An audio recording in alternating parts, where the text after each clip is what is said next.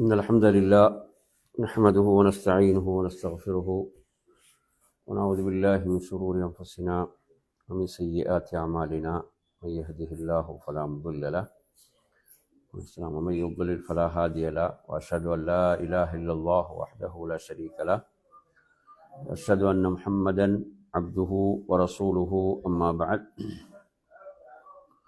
يا أيها الذين آمنوا اتقوا الله حق تقاته ولا تموتن عليه السلام إلا وأنتم مسلمون يا أيها الناس اتقوا ربكم الذي خلقكم من نفس واحدة وخلق منها زوجها وبث منهما رجالا كثيرا ونساء واتقوا الله الذي تساءلون به والأرحام إن الله كان عليكم رقيبا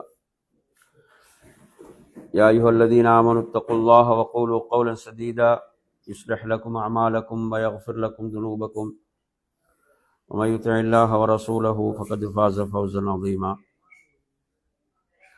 إن أصدق الحديث كتاب الله وخير الهدي هدي محمد صلى الله عليه وسلم وشر الأمور محدثاتها وكل محدثة بدعة وكل بدعة ضلالة وكل ضلالة في النار. அன்பிற்குரிய என் அருமை சகோதரர்களே, அஸ்ஸலாமு அலைக்கும் வரஹ்மத்துல்லாஹி வபரகாத்துஹு. இன்றைய நமது மார்க்க வகுப்பில் ஜகாத் தொடர்பான சட்டங்களை நாம் அறிந்து கொள்வோம். இஸ்லாத்துடைய ஐம்பெரும் கடமைகளில் மூன்றாவது கடமையாக திகழ்கின்ற ஜகாத். ஜகாத் என்ற வார்த்தையை நீங்கள் எடுத்தால் அதற்குரிய நேரடியான பொருள் வளர்ச்சி, இஸ்லாம். அதே போன்று தூய்மை. ஜகாத் என்ற வார்த்தை நீங்கள் எடுத்தீங்கன்னா என்ன பொருள்? வளர்ச்சி, தூய்மை போன்ற அர்த்தங்கள் அந்த வார்த்தைக்கு உண்டு. இப்போது நாம் ஜகாத் தொடர்பாக அல் குர்ஆனிலே அல்லாஹ் குறிப்பிடும் போது, ஹுஸ் மின் அம்வாலிஹிம் சதகத்தன் துதஹிருஹும் வதுஸக்கீஹிம் பிஹா வஸல்லி அலைஹிம். அல்லாஹு தஆலா நபியை பார்த்து சொல்கிறான், நீங்கள் அவர்களிடமிருந்து, அவர்களுடைய செல்வத்திலிருந்து நீங்கள் ஜகாத்தை எடுங்கள், அது அவர்களை தூய்மைப்படுத்தும். துதஹிருஹும் இஸ்லாம் வதுஸக்கீஹிம் என்றாலும் அதுவும் அவர்களை தூய்மைப்படுத்தும். இரண்டு விதமான தூய்மைக்குரிய வார்த்தைகள் அதில் பயன்படுத்தப்படுகிறது. ஒன்று தத்ஹீர், அடுத்ததாக தஸ்கியா. அடுத்து அல்லாஹ் சொல்கிறான், அவர்களுக்காக நபியை நீங்கள் பிரார்த்தியுங்கள். அவர்களிடமிருந்து, அவங்களுடைய செல்வத்திலிருந்து நீங்கள் ஜகாத்தை பெற்றுக்கொண்டு அவர்களுக்காக நீங்கள் பிரார்த்தியுங்கள். நிச்சயமாக உங்கள் பிரார்த்தனை அவர்களுக்கு அமைதியை கொடுக்கும் என்று ரப்புல் ஆலமீன் சொல்கிறான். எனவே இந்த வசனம் சூரத்து தௌபாவுடைய 103வது வசனம் அவர்களுடைய செல்வத்திலிருந்து ஜகாத்தை எடுக்குமாறு அல்லாஹ் தூதருக்கு கட்டளை பிறப்பிக்கிறான். அதே போன்று அல் குர்ஆனுடைய வசனங்களில் நாம் பார்க்கின்ற போது சூரத்து ரூம் 39வது வசனம், வமா ஆதைத்தும் மின் ஜகாத்தின் துரீதுன வஜ்ஹ அல்லாஹ் ஃபஉலாயிக ஹுமுல் முத்இஃபூன். நீங்கள் ஜகாத்தை கொடுக்கின்ற போது எப்படி என்றால், துரீதுன வஜ்ஹ அல்லாஹ், அல்லாஹுடைய திருமுகத்தை நாடியவர்களாக, இறைவனுடைய திருப்தியை நாடியவர்களாக நீங்கள் ஜகாத்தை கொடுக்கும் போது அல்லாஹ் அவர்களுக்கு பல மடங்காக பெருக்கி கொடுக்கின்றான், அல்லாஹ் அவர்களுக்கு பல மடங்காக ஆக்குகிறான் என்று ரப்புல் ஆலமீன் சொல்கிறான். எனவே அருமையான சகோதரர்களே, இப்போது நாம் பார்ப்போம், ஜகாத் கடமையாவதற்குரிய நிபந்தனைகளை நாங்கள் இரண்டாக பிரிக்கலாம். ஒன்று ஜகாத்தை வழங்குபவருக்குரிய நிபந்தனை. அந்த ஜகாத் வழங்குறாரே அவருக்கு ஜகாத் கடமையாவதற்கு அவருக்கு சில நிபந்தனைகள் உண்டு. அடுத்து அந்த பொருளாதாரத்துக்குள்ள நிபந்தனைகள். ஜகாத் கடமையாவதற்கு அந்த பொருளாதாரத்துக்குள்ள நிபந்தனைகள். இந்த ரெண்டு வகையான நிபந்தனைகள்ல முதலாவது பார்ப்போம். ஜகாத் ஒருவர் மீது கடமையாவதாக இருந்தால் அவர் என்னென்ன நிபந்தனைகளுக்கு உட்படும் போது அவர் மீது ஜகாத் கடமையாகும். அதில் முதலாவது நீங்க எடுத்தீங்கன்னு சொன்னா, அவர் முஸ்லிமாக இருக்க வேண்டும். அதாவது அவர் முஸ்லிமாக இருக்க வேண்டும். இப்ப இஸ்லாத்துடைய கடமைகளை பொறுத்தவரையில அது இஸ்லாத்தை ஏற்றுக்கொண்டவர்களுக்கு தான், இஸ்லாத்தை ஏற்றுக்கொண்டவர்களுக்கு தான் இஸ்லாத்துடைய கடமைகள். இஸ்லாத்தை ஏற்காத ஒருவருக்கு இஸ்லாத்தின் கடமைகள் இல்லை. இஸ்லாத்தின் கடமைகள் இல்லை என்பதற்காக அவர் நாளை மறுமையில தண்டிக்கப்படாமல் இருப்பாரா? இல்ல, தண்டிக்கப்படுவார். ஏன்? அவர் முதன்மையான கடமை அவர் இஸ்லாத்தை ஏற்றுக்கொள்ள வேண்டும். அப்படிதான். இப்ப முஆத் இப்னு ஜபல் ரலியல்லாஹு அன்ஹு அவங்க ரசூலுல்லாஹ் யமனுக்கு அனுப்புறாங்க. அனுப்பும் போது அவங்கள்ட்ட என்ன சொல்லி அனுப்பினாங்க? அவர்களை முதலில் நீங்கள் அழைக்க வேண்டியது எதன் பால்? இஸ்லாத்தின் பால் அழைக்க வேண்டும். எதன் பால் அழைக்க வேண்டும்? இஸ்லாத்தின் பால் அழைக்க வேண்டும். அது முதல் விஷயம். அவங்க இஸ்லாத்தை ஏற்றுக்கொண்டால், அவங்க இஸ்லாத்தை ஏற்றுக்கொண்டால் என் அருமை சகோதரர்களே, அவர்களை தொழுகையின் பால் அழையுங்கள். ஐவேளை தொழுகை அவர்கள் மீது கடமை என்று சொல்லுங்கள். ஜகாத் அவர்கள் மீது கடமை என்று சொல்லுங்கள். அப்ப எதற்கு பிறகுதான்? இஸ்லாத்தை அவங்க ஏற்றுக்கொண்டால். அப்ப எனவே முதலாவது அழைக்க வேண்டியது எதன் பால்? இஸ்லாத்தின் பால் அவர்களை அழைக்க வேண்டும். எனவே அருமையான சகோதரர்களே, அப்ப முதலாவது நிபந்தனை என்ன? முஸ்லிமாக இருத்தல். இரண்டாவது, அவர் சுதந்திரவானாக இருக்க வேண்டும். ஏன்னா அடிமைகளை பொறுத்தவரை அடிமைகள் யாருக்கு கீழே இருப்பாங்க? எஜமானுக்கு கீழே இருப்பாங்க. ஏன்னா எஜமானுக்கு தான் அடிமையின் அனைத்தும் சொந்தம். எனவே ஒரு அடிமைக்கு என்ன கடமை இல்லை? ஜகாத் கடமை இல்லை. அப்ப யார் மீது தான் கடமை? அல் ஹுர்ரியா, சுதந்திரவான் மீது தான் கடமை. மூன்றாவது அருமை ஒரு நிபந்தனை இருக்கிறது என்னவென்றால், அவர்கள் பருவ வயதை அடைந்திருக்க வேண்டுமா, எய்திருக்க வேண்டுமா ஜகாத் கடமையாவதற்கு பாத்தீங்கன்னா இல்ல, அவங்க பருவ வயதை அடைந்திருக்க வேண்டியது இல்லை. புரியுது அவங்க சொல்றது?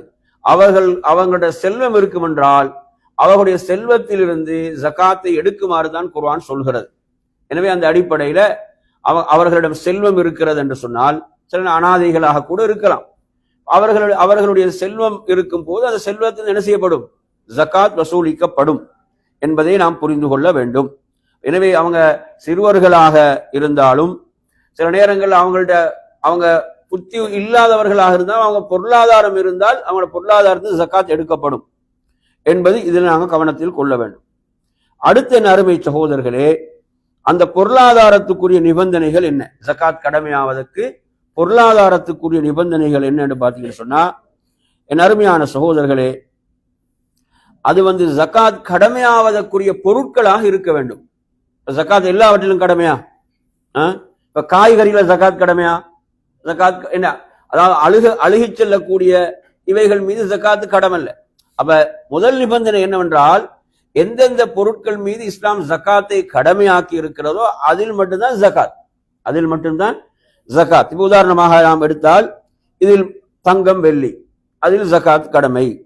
அதே போன்று எடுத்தீங்கன்னு சொன்னா புதையல், பூமியிலிருந்து எடுக்கக்கூடியவைகள், இந்த புதையல் இவைகள் என்பதை நாங்கள் பார்க்கிறோம். அதே போன்று எடுத்தீங்கன்னு சொன்னா வியாபார பொருட்கள், எது?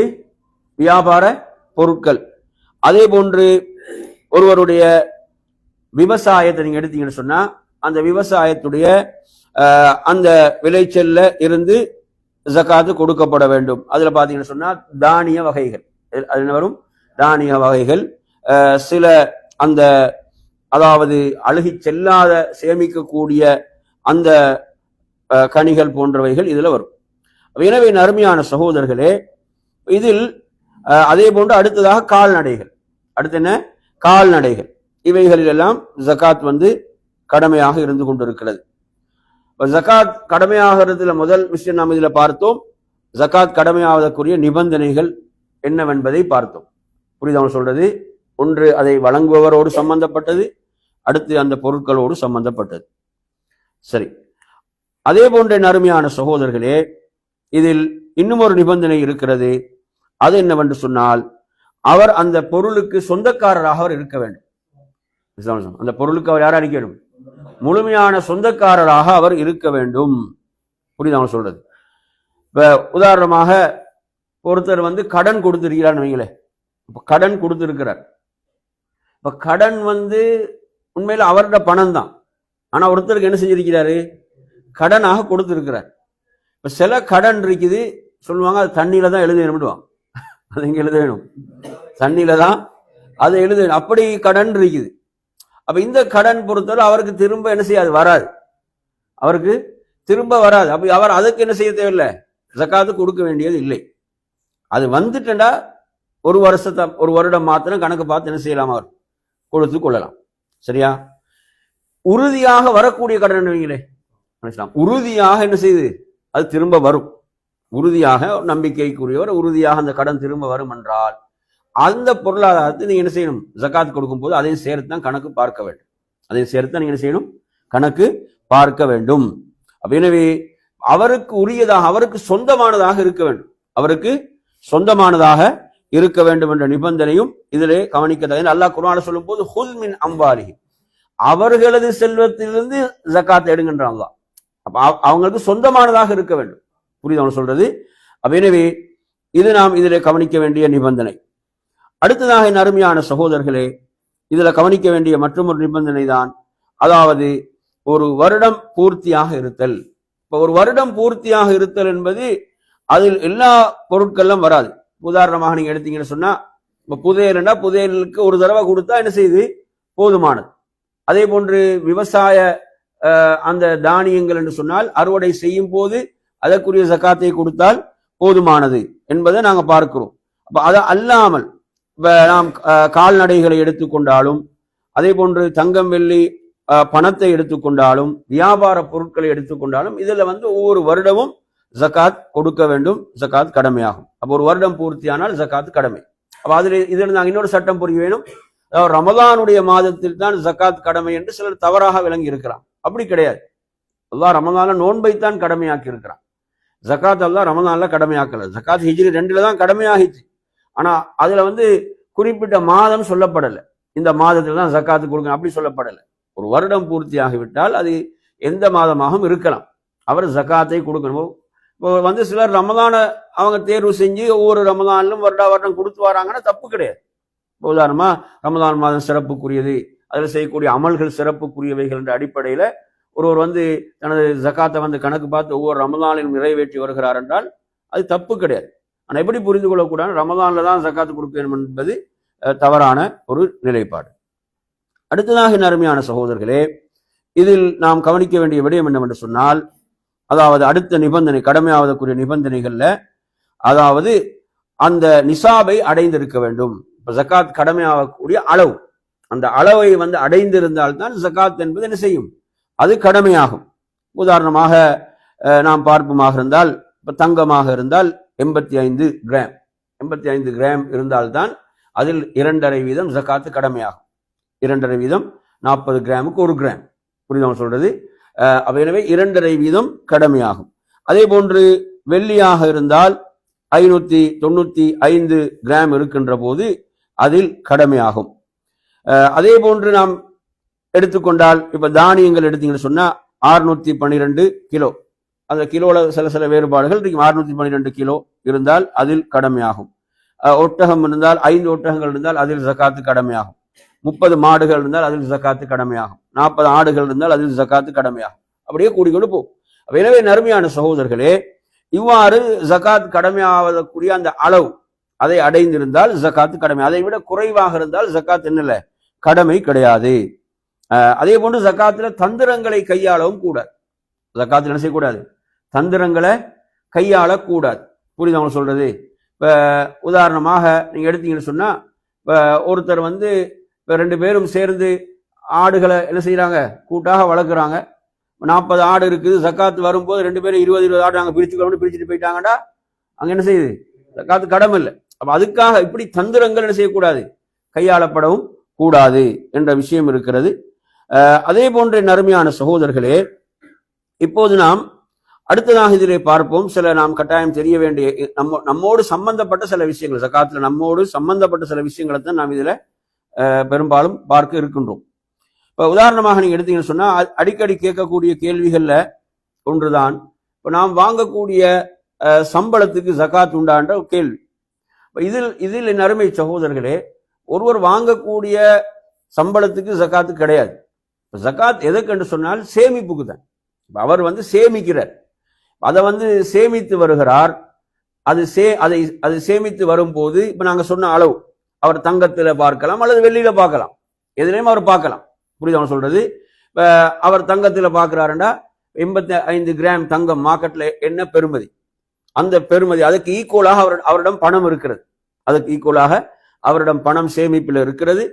அது ஒரு வருடமும் பூர்த்தியாகிவிட்டது என்றால் அவருக்கு அதில் 2.5% ஜகாத் கொடுப்பது அவர் மீது கடமையாகி விடுகிறது. புரியுது சொல்றது? அந்த அளவை விட குறைவாக இருக்கும் போது ஜகாத் கடமை இல்லை. அப்ப வாங்குற சம்பளத்துக்கு ஜகாத்து கிடையாது, வாங்குற சம்பளத்துக்கு ஜகாத். அதை வந்து சேமித்து இப்ப நாங்க சொன்ன இந்த நிபந்தனைகள் அந்த அளவு நிசாபை அடைந்து அதுக்கு ஒரு வருடம் பூர்த்தியாகிவிட்டால் அதன் மீது ஜகாத் கடமையாகி விடுகிறது என்பதை நாம் இங்கே புரிந்து கொள்ள வேண்டும். அதே போன்ற நறுமையான சகோதரர்களே, அடுத்ததாக ரசூலுல்லாஹி அவர்கள் எதிலெல்லாம் ஜகாத் இல்லை என்று சொன்னார்கள் என்ற ஹதீஸை நாங்கள் பார்ப்போமாக இருந்தால், அல்லாஹ்வுடைய தூதர் ஸல்லல்லாஹு அலைஹி வஸல்லம் அவர்கள் சொன்ன செய்திதான், அதாவது ஒருவருடைய குதிரையில், அவரது அடிமையில், இன்னும் சில ரிவாயத்தில் அவர் வசிக்கக்கூடிய அந்த வீட்டில் இதிலெல்லாம் ஜகாத்து கிடையாது. இதெல்லாம் என்ன கிடையாது? ஜகாத் கிடையாது.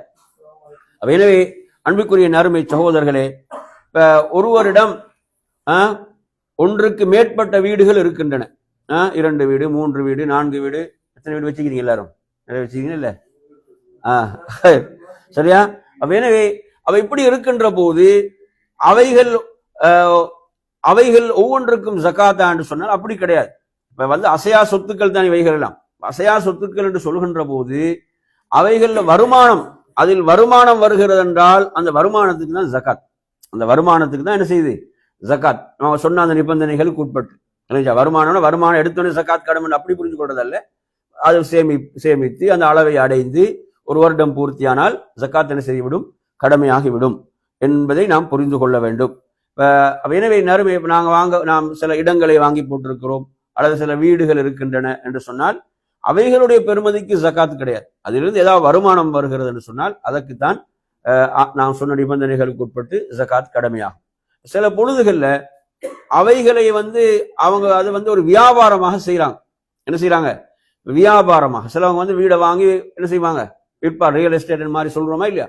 இது போன்ற வியாபார ஒரு முறையைத்தான் அவர் செய்கிறார் என்று சொன்னால் அதனுடைய பெருமதிக்கு ஜகாத் கடமையாகும். இப்ப அந்த வீடு பெருமதி ஒரு 30 லட்சம் என்றா அந்த வீட்டுக்கு அந்த பெருமதிக்கு ஜகாத் கடமையாகும். அது ஒரு வியாபார பொருளாக மாறு.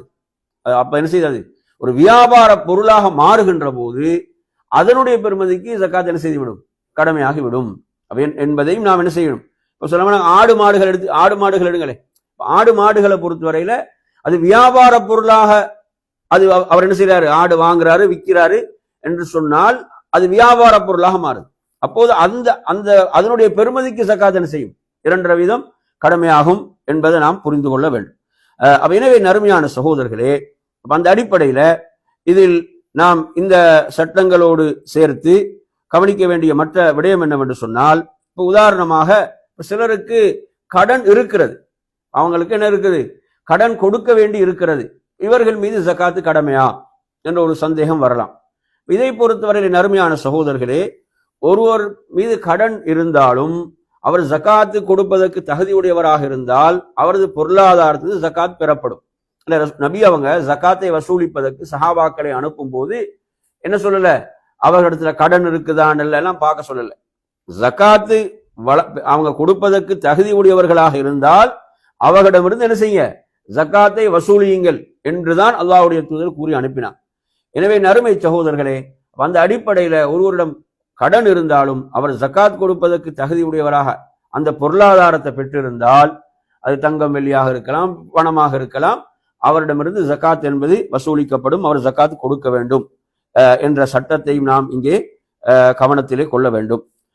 எனவே நறுமையான சகோதரர்களே, அதே போன்று இதில் நாம் அடுத்ததாக கவனிக்க வேண்டிய ஒரு விடயம் என்னவென்று சொன்னால், அல்லாஹு தஆலா அல் குர்ஆனிலே குறிப்பிடுகின்றான், அதாவது ஜகாத் பெறுவதற்கு தகுதியான 8 கூட்டத்தினர், ஜகாத் பெறுவதற்கு தகுதியான 8 கூட்டத்தினரை 9வது அத்தியாயம் 60வது வசனத்திலே அல்லாஹு தஆலா சொல்கிறான். அப்ப அவர்களுக்குத்தான் ஜகாத் என்பது கொடுக்கப்பட வேண்டும். இது மிக முக்கியமான ஒரு விடயம். ஏன்னா அல்லாஹ்வே சொல்லிவிட்டான். புரிஞ்சா? அல்லாஹ் ரப்புல் ஆலமீன் அவனே தீர்மானித்து விட்டான் யார் ஜகாத் பெறுவதற்கு தகுதியானவர்கள். இதுல முதலாவது சொல்லப்படுவது யார் என்றால், அதாவது இன்னமஸ் ஸதகாத்து லில் ஃபுகரா, ஃபுகராக்கள் என்பவர்கள் சொல்லப்படுகிறார்கள். ஃபகீர் என்று சொல்லுவோம். ஃபகீருடைய பன்மைதான் ஃபுகரா. ஃபுகராக்கள் என்று சொல்லி சொன்னால் அவங்க வந்து ஏழ்மையில கொஞ்சம் அடிமட்டத்தில் உள்ளவங்க. புரியுது அவங்க சொல்றது? அவங்களோட அடிப்படை தேவைகளை கூட நிறைவேற்றிக் கொள்வதற்கு சிரமப்படக்கூடியவர்கள், அப்படியானவர்கள். அப்ப அவங்க தான் இதுல முதல்ல சொல்லப்படுகிறார்கள். இரண்டாவது பாத்தீங்கன்னா மசாக்கீன். மசாக்கீன் என்றாலும் ஏழைகள் தான். அவர்களை விட கொஞ்சம் உயர்ந்த நிலையில் இருப்பாங்க. ஃபக்கீர்களை விட அவரோட நிலைமை என்ன செய்யும்? கொஞ்சம் உயர்ந்ததாக இருக்கும். ஆனா அவங்களுக்கு அவங்களோட அடிப்படை தேவைகள் நிறைவேற்றிக் கொள்வதற்கு போதிய அளவு இருக்காது. இருக்கும், என்ன செய்யுது? ஒரு போதிய அளவு இருக்காது. அடுத்ததாக மூன்றாவது இதிலே சொல்லப்படக்கூடியவங்க யார் என்று சொன்னால், இதற்காக அதாவது ஜக்காத்தை வசூலிப்பதற்கு நியமிக்கப்படுவார்களே, வல் ஆமிலீன அலைஹா, அதன் பணியாளர்கள், அவர்களுக்கும் ஜக்காத்திலிருந்து என்னது? ஒரு பங்கு உண்டு. புரியுது அவங்க சொல்றது? நபி அவங்க இடத்துல வந்து நபி அவங்க ஒருவரை ஜக்காத்தை வசூலிக்கிறதுக்கு அனுப்புறாங்க. அவங்க ஜக்காத்தை வசூலிச்சுட்டு வராங்க. வந்து அல்லாஹ்வுடைய தூதரிடம் ஜக்காத்தை கொடுத்துட்டு சொல்றாங்க, இது ஜக்காத், இது எனக்கு உரியதுன்றார், இது எனக்கு தந்தாங்கன்றார், இது எனக்குரியது என்று சொன்னார்கள். அப்ப நபி அவர்கள் என்ன செய்யறாங்க? மிம்பர்ல ஏறி சஹாபாக்களுக்கு ஒரு உரை நிகழ்த்துகிறார்கள். என்ன சொல்றாங்கன்னு சொன்னா, இவர் தனது தந்தையுடைய அல்லது தாயுடைய வீட்டில் இருந்து பார்க்கட்டும், இந்த அன்பளிப்பு வருகிறதா, இது கொடுப்பாங்களா என்று ரசூலுல்லாஹ் சொல்றாங்க. அப்ப இது வந்து என்ன, ஒரு டேஞ்சரான ரூட் இது. புரியுது அவங்க சொல்றது? அப்ப எனவே இதை ரசூலுல்லாஹ் அனுமதிக்கவில்லை. ஏன்னா ஜக்காத்தை வசூலிப்பவர்களுக்கு இங்கே வருகிறது, ஆமிலீன அலைஹா, அவர்களுக்கும் ஜக்காத்தில் இருக்கிறது ஒரு பங்கு என்று குர்ஆன் சொல்லுகிறது. அதே போன்று வல் முஅல்லஃபதி குலூபுஹும் என்பது நான்காவது சாரார். இவங்க யார் என்று பாத்தீங்கன்னா, இப்போ உள்ளம் இஸ்லாத்தின் பால் ஈர்க்கப்பட்ட நிலையில் உள்ளவங்க என்பதுல முதன்மையானவங்க இஸ்லாத்தை ஏற்றுக்கொண்டவர்கள். யார் வருவாங்க? இஸ்லாத்தை ஏற்றுக்கொண்டவர்கள், அவர்களுக்கு கொடுக்கலாம். இஸ்லாத்தை ஏற்றுக்கொண்டவர்கள். இப்ப இதுல வந்து முஸ்லிம் அல்லாதவர்களுக்கு கொடுக்க முடியாது என்பது பலமான கருத்து. சிலவங்க இதுல என்ன சில ஒரு கருத்தை முன்வைக்கிறாங்கன்னா, சில இறை நிராகரிப்பாளர்கள், காபீர்கள் இஸ்லாத்துக்கு மிக நெருக்கமாக இருக்கிறாங்க, அவங்களுக்கு கொடுத்தா இஸ்லாத்தை ஏற்றுக்கொள்வாங்கன்ற நிலையில் அப்படி இருப்பாங்கண்டா அப்படியானவர்களுக்கு கொடுக்கலாம் என்ற ஒரு விளக்கம் சொல்கிறார்கள் இந்த இடத்தில். அடுத்து இதுல என்ன அருமை, ஐந்தாவது நீங்க பாத்தீங்கன்னு சொன்னா, அடிமைகளை விடுதலை செய்வதற்கு. அடிமைகளை அன்று நீங்க பாத்தீங்கன்னா அடிமைகளுக்கு என்ன செய்வாங்க? உரிமை சீட்டு எழுதிடுவாங்க. இந்த தொகையை கொண்டு வந்து தந்தா உன்னை நான் விடுதலை செய்து விடுவேன் என்று எஜமான் என்ன செஞ்சிருவார்? எழுதி கொடுத்துருவார். அப்ப அந்த தொகையை என்ன செய்வாங்க? அவங்க வசூலித்து கொடுப்பதற்கு ஜகாத்திலிருந்து என்ன செய்யலாம்? கொடுக்கலாம் என்று குர்ஆன் சொல்கிறது. இதுல இருந்து இப்ப நவீன காலத்துல என்ன ஒரு கருத்தை முன்வைப்பாங்கன்னா, கைதிகள், சில கைதிகள் இருப்பாங்க, அவர்களுக்குரிய அந்த என்ன தொகை என்ன சொல்றது, அந்த அந்த குறிப்பிட்ட தொகையை விதிக்கும், கோர்ட் விதிக்கின்ற போது அதை அவங்க கொடுத்த அந்த பிணை தொகை கொடுத்தால் வெளியாகலாம். அவர்கள் வெளியாகுவதற்கு இது என்ன செய்யலாம்? ஜகாத்துடைய பொருளாதாரத்தை பயன்படுத்தலாம் என்பது இந்த அடிப்படையில் சொல்லுவாங்க. அடுத்தவள் காரிமீன். காரிமீன் கடனாளிகள். அவர் வந்து கடன்ல விழுந்துட்டார். அவர் வாழக்கூடிய வீடு ஆடம்பரமான வீடாக இருக்கலாம், ஆனா அவர் கடன்ல விழுந்துட்டாருண்டா, கடனாளிகளுக்கு என்ன செய்யலாம்? ஜகாத்திலிருந்து கொடுக்கலாம். ஜகாத்திலிருந்து அவர் கடன்ல விழுந்து விட்டார் என்றால் ஜகாத்திலிருந்து கொடுக்கலாம். அதே போன்று அடுத்து இதுல பாத்தீங்கன்னு சொன்னா, ஏழாவது அருமையை சொல்ற அல்லாஹுடைய பாதையில். அல்லாஹுடைய பாதையில் என்பது அதாவது ஜிஹாத் தான். எல்லோரும் என்ன இதுக்குரிய விளக்கம் என்ன? இது வந்து ஜிஹாதுக்காகத்தான் கொடுக்கலாம். நாங்க எப்படி அல்லாஹ்வுடைய பாதை என்பதை புரிந்து கொள்ளக்கூடாதுன்னா, பள்ளி கட்டுறதுக்கு ஜகாத் கொடுக்கலாம், ஒரு பாடசாலை கட்டுறதுக்கு கொடுக்கலாம், அனாதை நடத்தக்கூடியதுக்கு கொடுக்கலாம். இப்படி எல்லாம் ஜகாத்து கொடுக்க முடியாது. புரியுமா சொல்றது? அல்லாஹ்வுடைய பாதையில்ன்றது வந்து இங்க என்ன எதை குறிக்கும் என்றால் ஜிஹாதை தான் குறிக்கும். ஜிஹாதுக்கு தான் என்ன செய்யலாம்? ஜகாத்திலிருந்து கொடுக்கலாம். அது போக பொது பணிகள் இருக்குதா இல்லையா? பொது பணிகளுக்கு ஜகாத்துடைய பொருளாதாரத்தை பயன்படுத்த முடியாது. இதுதான் முக்கியமாக நாங்கள் விளங்க வேண்டிய ஒரு விஷயம். அதே போன்ற அருமை சகோதரர்களே, கடைசியாக எட்டாவது சாரார் யாருன்னு பார்த்தீங்கன்னா பிரயாணிகள். பிரயாணியை பொறுத்தவரையில அவர் என்ன செஞ்சிடலாம்? அவருடைய பொருளாதாரத்தை இழந்துடலாம், பிரயாணத்தில் அவருக்கு ஏதாவது ஆபத்துகள் நிகழ்ந்து விடலாம். பிரயாணிகள் விஷயத்தில் இஸ்லாம் இப்படி ஒரு கவனம் எடுக்குது. அவர்களுக்கும் என்ன செய்யலாம்? ஊர்ல அவர் பணக்காரராக இருக்கலாம், ஆனா பிரயாணிக்கு அவருக்கும் என்ன செய்யலாம்? ஜகாத்து கொடுக்கலாம் என்ற அடிப்படையில் இந்த 8 சாராரை அல்லாஹ் சொல்கிறான். ஃபரீதத்தம் மினல்லாஹ், இது அல்லாஹ்விடம் இருந்துள்ள கடமையாகும். அல்லாஹ் யாவற்றையும் அறிந்தவனாக ஞானமிக்கவனாக இருக்கிறான்.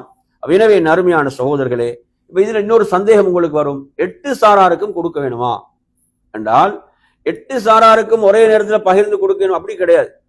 யாரு நமது ஊர்ல இருக்கிறாங்களோ அவர்களுக்கு நாம் என்ன செய்யறது? ஜகாத்தை கொடுக்கிறது. அதே போன்று நாங்க ஜகாத்தை எங்க கொடுக்கணும்னா நமது ஊருக்கு தான். நாங்க கொடுக்க வேண்டிய இடம் எது? முதன்மையானது எங்கதான்? அவரவர் வாழக்கூடிய ஊர்ல உள்ள ஏழைகள் தான் முதன்மையானவர்கள். நல்லா புரிஞ்சுக்கோங்க. எனவே முஆத் இப்னு ஜபல் ரலியல்லாஹு அவர்களை ரசூலுல்லாஹ் யமனுக்கு அனுப்பினாங்க தானே. அனுப்பி அவங்களுக்கு செய்த உபதேசங்கள்ல ஒன்றுதான் துஉஹது மின் அக்னியாஇஹிம் வ துரத்து இலா ஃபுகராஇஹிம். அவர்களிடம் அங்குள்ள செல்வந்தர்களிடமிருந்து ஜகாத்தை வசூலிங்க, வசூலித்து அவர்களில் உள்ள ஏழைகளுக்கு பகிர்ந்தளிங்க. யாருக்கு தான்? அப்படிதானே. அங்குள்ள செல்வந்தர் எடுத்து இன்னொரு ஊர்ல கொடுத்து அங்குள்ள யார் கொடுக்குறது? கேள்வி வருமா இல்லையா? அங்குள்ள செல்வந்தர் எடுத்து இன்னொரு ஊர்ல ஏழை கொடுத்து அங்குள்ள ஏழைகளுக்கு யாருக்கு கொடுக்குறது? எனவே முதன்மையானவங்க யாரு தான்? அந்தந்த ஊர்ல வசூலிக்கப்படுவது அந்தந்த ஊர்ல வழங்கப்பட வேண்டும் என்பது மிக முக்கியமான ஒரு அடிப்படை. இதையும் நாம் இதிலே கட்டாயம் என்ன செய்ய வேண்டும்? இதில் நாம் தெரிந்து கொள்ள வேண்டும். எனவே நறுமையான சகோதரர்களே, அந்த அடிப்படையில் நாம் பார்க்கும்போது ஜகாத்தை பொறுத்தவரையில ஜகாத் இந்த கடமை நிறைவேற்றப்படவில்லை என்றால் இது கடுமையான குற்றத்துக்குரிய ஒரு தண்டனை. முதலாவது ஜகாத்தை ஒருத்தர் கடமையாகி அவர் நிறைவேற்றவில்லை என்றால் அது பெரும் பாவத்தில் உள்ளது. எதில் உள்ளது? பெரும் பாவத்தில் நின்றும் உள்ளது. சிலர் குஃப்ராக கூட காண்றாங்க. ஏன்னா அபூபக்கர் சித்திக் ரலியல்லாஹு அவர்கள் அவர்களுக்கு எதிராக போர் செஞ்சாங்க, போர் அறிவிச்சாங்க. ஜகாத்து கொடுக்க மறுத்தவர்களுக்கு எதிராக அபூபக்கர் சித்திக் ஆட்சிக்கு வந்த பிறகு அவர்களுக்கு எதிராக போரை அறிவித்தார்கள் என்ற விஷயத்தை நாங்க பார்க்கிறோம். எனவே ஒரு சாதாரண விஷயம் அல்ல. இதை ஒருத்தர் அலட்சியமாக விட முடியாது. செய்து சிலவங்க சதக்காக்களாக கொஞ்சத்தை கொடுத்துட்டு ஜகாத்தை விட்டு தப்பலாம்னு நினைக்க கூட. அடுத்த நீயத்து மிக முக்கியமானது. எது முக்கியம்? ஜகாத்து கொடுக்கணும். ஜகாத்துடைய நீயத்துல கொடுத்தாதான் ஜகாத்து நிறைவேறும். சதக்காவை கொடுத்து போட்டு ஜகாத்தை கொடுத்து அப்படி முடிவு செய்யக்கூடாது. சதக்காக்கள் என்பது இப்ப நாங்க இதுல உங்களுக்கு சில வேறுபாடுகள் சொல்லுகிறேன். இப்ப ஜகாத்துக்கும் சதக்காவுக்கும் உள்ள வேறுபாடுகள் என்ன வேறுபாடுகள் அப்படின்னு பாத்தீங்கன்னா, இந்த வேறுபாடுகளை கொஞ்சம் கவனிங்க. அதாவது ஜகாத்தை இஸ்லாம் குறிப்பிட்ட சில பொருட்கள்ல தான் கடமையாக்குது. பார்த்தோமா இல்லையா? அந்த பொருட்களை இன்ன பொருட்கள்ல தான் ஜகாத்தை இஸ்லாம் கடமையாக்குகிறது. சதக்காவை பொறுத்தவரையில் அப்படி ஒரு குறிப்பிட்ட பொருள் என்பது கிடையாது. நீங்க நல்ல எதையுமே கொடுக்கலாம், நல்லவற்றை எதையும் நீங்க என்ன செய்யலாம்? சதக்காவாக கொடுக்கலாம், நீங்க தர்மம் செய்யலாம். அதுக்கு அங்கு இந்த இன்னென்ன பொருட்கள் என்ற வரையறை கிடையாது. இரண்டாவது நறுமையான சகோதரர்களே, ஜகாத்துக்கு சில நிபந்தனைகள் உண்டு. நாங்க பார்த்தோம், ஒரு வருடம் பூர்த்தியாக இருக்க வேண்டும், அதனுடைய நிசாப் பூர்த்தியாக இருக்க வேண்டும் என்ற நிபந்தனைகள் எல்லாம் அதற்கு உண்டு. சதக்காவில் இப்படியான வரையறைகள் வரம்புகள் கிடையாது. நீங்க சதக்காவை எப்போதும் நீங்க என்ன செய்யலாம்? சதக்கா செய்யலாம், சதக்காவை கொடுக்கலாம். இப்படியான வரம்புகள் வரையறைகள் சதக்காவிலே கிடையாது. அதே போன்று ஜகாத் நீங்க எடுத்தீங்கன்னா குறிப்பிட்ட அந்த 8 சாராருக்கு தான் நீங்க கொடுக்கலாம். குறிப்பிட்ட 8 சாரார்ல யாராவது ஒருத்தர் தான் நீங்க என்ன செய்யலாம்? ஜகாத்தை கொடுக்கலாம். ஆனா சதக்காவை பொறுத்தவரை அப்படியான வரையறைகள் இல்லை, அப்படியான வரையறைகள் கிடையாது. புரியுதா? நீங்க யாருக்கும் சதக்காவை கொடுக்கலாம், காபிர்களுக்கும் சதக்கா செய்யலாம் என்பதை நாம் இங்கே புரிந்து கொள்ள வேண்டும். அதே போன்ற நறுமையான சகோதரர்களே, ஒருவர் ஜகாத்து கடமையான நிலையில மரணிக்கிறார். ஜகாத்து கடமையான நிலையில மரணித்தால் நறுமையான அவங்களோட வாரிசுகளுக்கு முதன்மையான கடமை அவருடைய ஜகாத்தை நிறைவேற்றுவதுதான். அல்லாஹ்வுடைய கடன் நிறைவேற்றப்படுவதற்கு மிக தகுதியானது. அவர் மரணிச்சிட்டாருண்டா அவருடைய தொழுகை அவர் மீது கடமை இல்லைன்னா அவர் மௌத்தாயிட்டார், அவருக்கு தொழ முடியாது. புரியுது அவங்க சொல்றது? அப்ப அவரது உடலால் அவர் செய்யக்கூடிய மற்ற மற்ற அமல்கள் அவரால் செய்ய முடியாமல் போனாலும் சில வணக்கங்கள் இருக்கிறது, அவருக்கு பகரமாக செய்யலாம். அப்படித்தானே? ஒரு ஹஜ்ஜை நிறைவேற்றவில்லை என்றால் மரணித்தவருக்காக என்ன செய்யலாம்? ஹஜ்ஜை நிறைவேற்றலாம். மார்க்கத்தில் அனுமதி உண்டு. அதே போன்று விடுபட்ட நோன்புகளை கலா செய்வதில் கூட ஹதீஸ்கள் இருக்கின்றன. ஜகாத்தை பொறுத்தவரை எப்படி புரிஞ்சு கொள்ளக்கூடாது? பிள்ளைகள் அவர் மவுத் ஆயிட்டார்னா அவர் மீது என்ன கடமை இல்ல? ஜகாத்து கடமை இல்ல என்று புரிஞ்சிடக்கூடாது.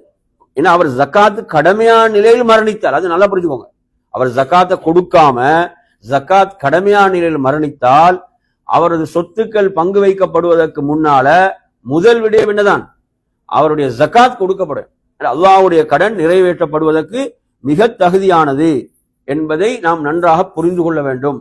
அதே போன்ற நறுமையான சதக்காவை பொறுத்தவரையில சதக்காவுல இப்படியான வரையறைகள் இங்கே கிடையாது என்பதை நாம் புரிந்து கொள்ள வேண்டும். அதே போன்ற நறுமை ஜகாத்தை கொடுக்காதவர் நாளை மறுமையில கடுமையான தண்டனைக்கு உட்படுத்தப்படுவார்.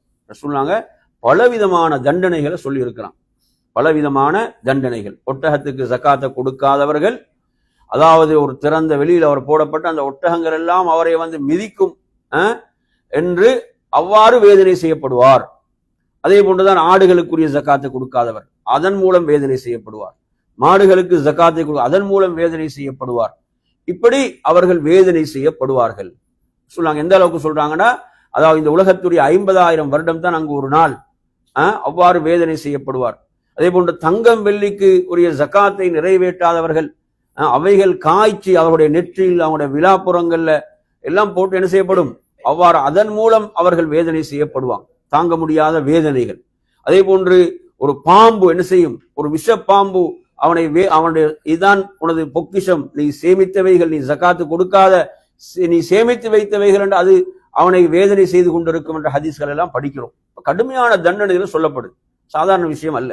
எனவே இந்த விஷயத்துல யாரும் அலட்சியமாக இருக்க முடியாது, அலட்சியமாக இருக்கக்கூடாது.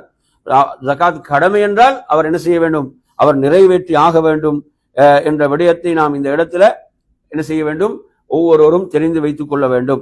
எனவே நறுமையான சகோதரர்களே, அந்த அடிப்படையில அடுத்ததாக நாம் இதிலே பார்க்கிறோம், சதக்காவை பொறுத்த ஒருத்தர் சதக்கா கொடுக்கலன்னா அவர் வேதனை செய்யப்பட மாட்டார், அது கடமை கிடையாது. ஆனால் ஜக்காத்துல அவர் வேதனை செய்யப்படுவார். அடுத்ததாக நாம் பார்க்கின்ற போது இப்ப ஜக்காத்தை பொறுத்தவரையில் என் அருமையான சகோதரர்களே, அவருடைய பராமரிப்பின் கீழே உள்ளவர்களுக்கு ஜக்காத்து கொடுக்க முடியாது. அவர் கட்டாயம் அவர்களுக்குரிய செலவை கொடுத்தாக வேண்டும். ஒருவர் தனது பெற்றோருக்கு ஜக்காத்து கொடுக்க முடியாது. ஏன்னா பெற்றோரை அவர் பார்ப்பது கடமை, அவர்களுடைய செலவுகளை பார்ப்பது ஒரு பிள்ளையின் மீது உள்ள கடமையாக இருக்கிறது. அதே போன்று மனைவி பிள்ளைகளுக்கும் ஜக்காத்து கொடுக்க முடியாது. ஏன்னா அவர்களை பராமரிப்பது, அவங்களோட செலவுகளை பார்ப்பது கணவன் மீது உள்ள கடமை. புரியுது சொல்றது? இதை நாங்க புரிந்து கொள்ள வேண்டும். இப்ப சில நேரங்கள்ல சில சகோதர சகோதரிகள் இருப்பாங்க, இப்ப அவர்களை திருமணம் முடித்து கொடுக்கப்பட்டிருப்பாங்க, ஏழ்மையில இருப்பாங்க, வறுமை, அவர்களுக்கு ஜக்காத்து கொடுக்கலாம். அவர்களுக்கு என்ன செய்யலாம், ஜக்காத்திலிருந்து கொடுக்க முடியும் என்பதை நாம் புரிந்து கொள்ள வேண்டும். சதக்காவை பொறுத்தவரை சதக்கால் இந்த வரையறைகள் இல்லை, தாராளமாக அவங்களுக்கு சதக்காவிலிருந்து கொடுக்கலாம். அதே போன்ற நறுமையான சகோதரர்களே, இதுல நாம் கவனிக்க வேண்டிய விஷயம் என்னவென்றால், சதக்காவை பொறுத்தவரையில நாங்கள் ஆரம்பத்தில் சொன்னது போன்று நாங்க யாருக்கும் கொடுக்கலாம், ஜக்காத் குறிப்பிட்ட அந்த சாராருக்கு தான் கொடுக்க வேண்டும் என்ற விஷயங்கள், இந்த வேறுபாடுகள் நாம் இதுல புரிந்து கொள்ள வேண்டும்.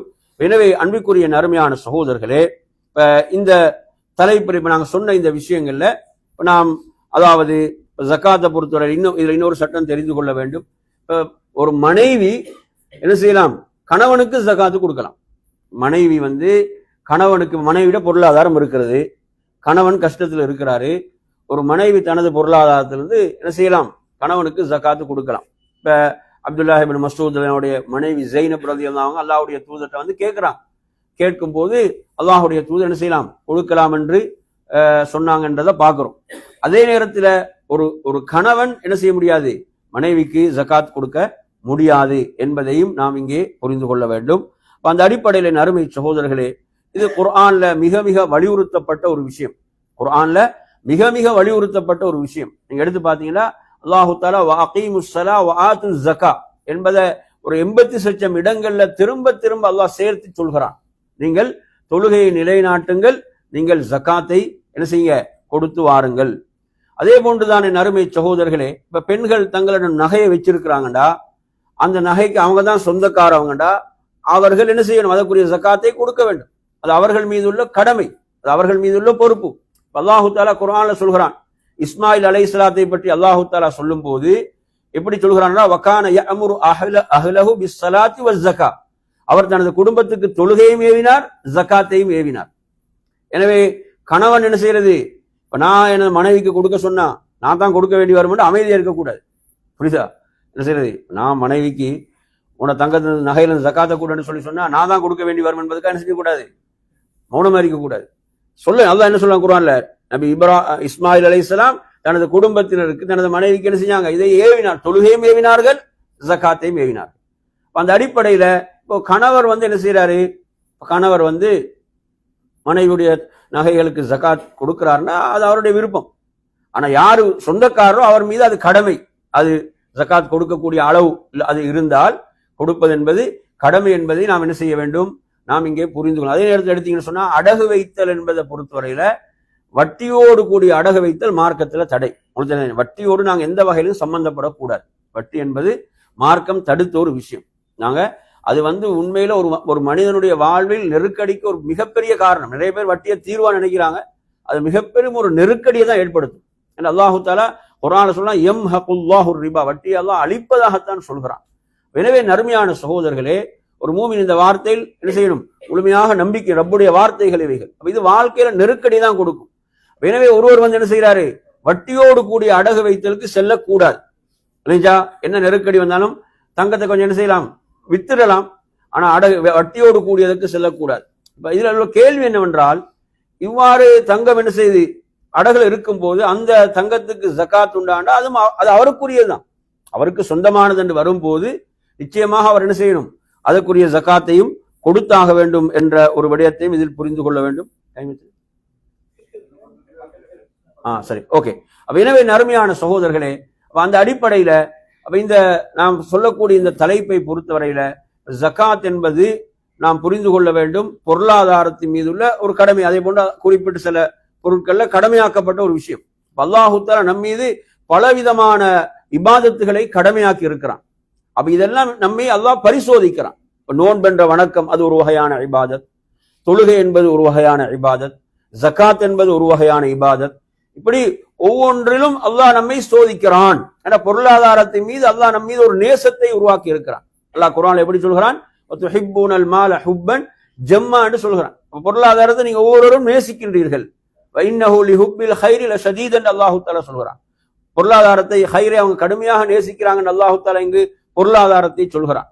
பொருளாதாரம் இவ்வளவு கடுமையாக நேசிக்கப்படுகின்ற இந்த பொருளாதாரத்துல அதற்குரிய கடமையை மனிதன் செய்கிறானா என்று அல்லாஹ் பரிசோதித்து பார்க்கிறான். இதுல அல்லாஹு தஆலா நமக்கு சொல்வது 2.5% தான். இதுல நிறைவேற்றுவதற்கு கட்டளையிடுவது 2.5%. அப்ப அதை கூட ஒருத்தன் வந்து செய்யலண்டா அவன் நிச்சயமாக அல்லாஹ்விடத்துல தண்டனைக்குரியவன். அந்த அடிப்படையில் நீங்க குர்ஆன்ல எவ்வளவு எத்தனை வசனங்கள் அல்லாஹ் தஆலா சொல்றான், அன்ஃபிகு மிம்மா ரஸக்னாகும், நாம் உங்களுக்கு வழங்கியவற்றிலிருந்து நீங்க செலவு செய்யுங்கள் என்று அல்லாஹ் தஆலா சொல்கிறான். எனவே அந்த அடிப்படையில் நறுமையான சகோதரர்களே, முதன்மையான கடமைதான் என்ன? இந்த ஜகாத். பொருளாதாரத்தை பொறுத்தவரையில இந்த பொருளாதாரத்தின் மீது நாம் நேசம் வைத்திருக்கிறோம். அல்லாஹ் நம்மை இங்கு பரிசோதித்து பார்க்கக்கூடிய முக்கியமான இடம் என்னவென்றால், இவன் அதன் மீது உள்ள நேசத்தை விட எனது கட்டளைக்கு முக்கியத்துவம் அளிக்கிறானா, எனது கட்டளைக்கு முக்கியத்துவம் அளித்து நிறைவேற்றுகிறானா என்றுதான் அல்லாஹ் பார்க்கிறான்.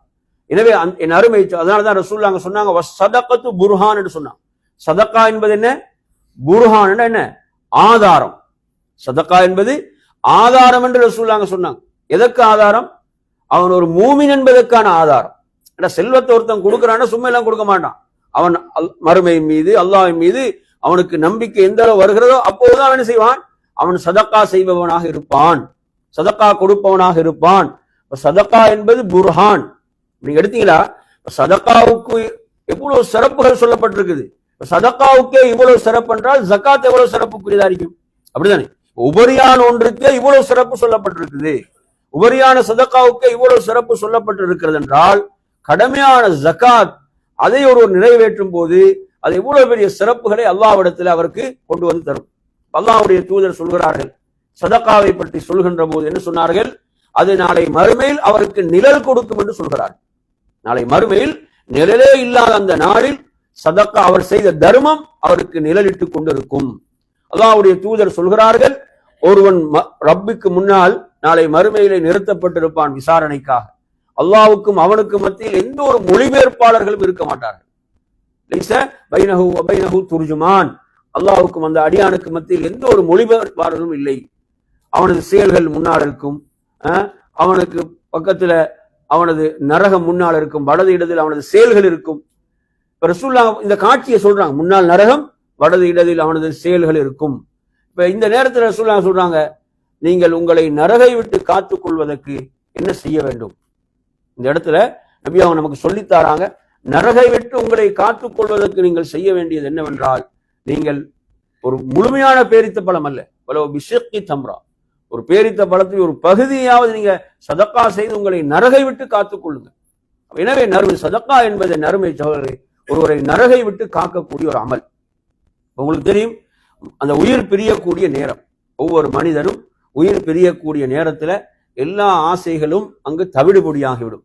அப்படித்தானே? வாழும்போது எவ்வளவு ஆசைகளோடு மனிதன் வாழ்கிறான், எவ்வளவு ஆசைகளோடு மனிதன் வாழ்கிறான்.